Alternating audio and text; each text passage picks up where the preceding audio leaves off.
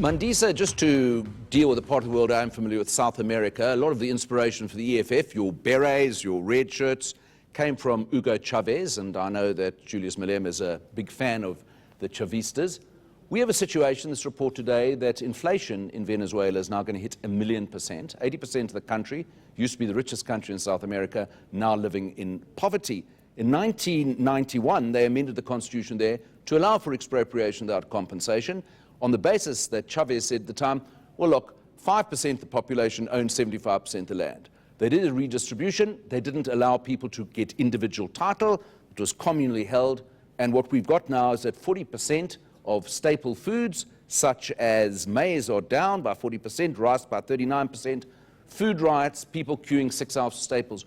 Why is South Africa applying Venezuela-type policies, which you are, in your manifesto, going to be exempt from the laws of economic gravity?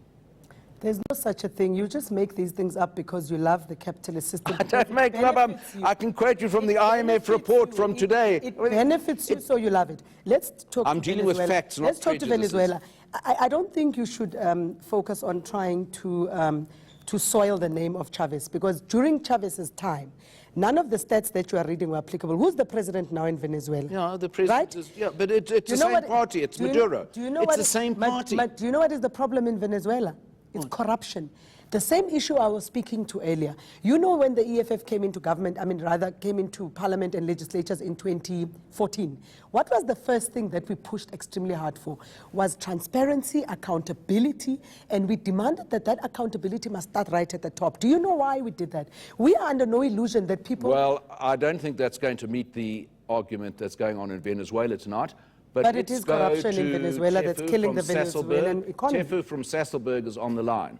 Hi, Tefu. What's your question or comment on the program tonight? Yes, Antonio, thank you very much for this opportunity. My question is, why white people are fearing about having a share about indigenous people of Africa? When they talk of Africa to share the land as indigenous people, why white people make an issue? You know, Tefu, and I'll give you my answer, and I dare say Mandisa might have a slightly different one. Maybe she'll agree with me, make a nice change tonight. You know, a lot of white people, and I can't speak for the 4 or 5 million white people in South Africa, I can speak for myself. I was a member of Parliament in 1996. I voted in favor of the Constitution of South Africa, which specifically deals with the problems that we have to resolve, equality, racial injustice, and so on. It also protects rights. It's also a basis that everyone in South Africa can join together in a common citizenship. I don't think it's just white people who are raising the questions that I ask now. Some of them certainly are. I mean, for example, former President Kgalema Motlanthe said you don't need to amend Section 25.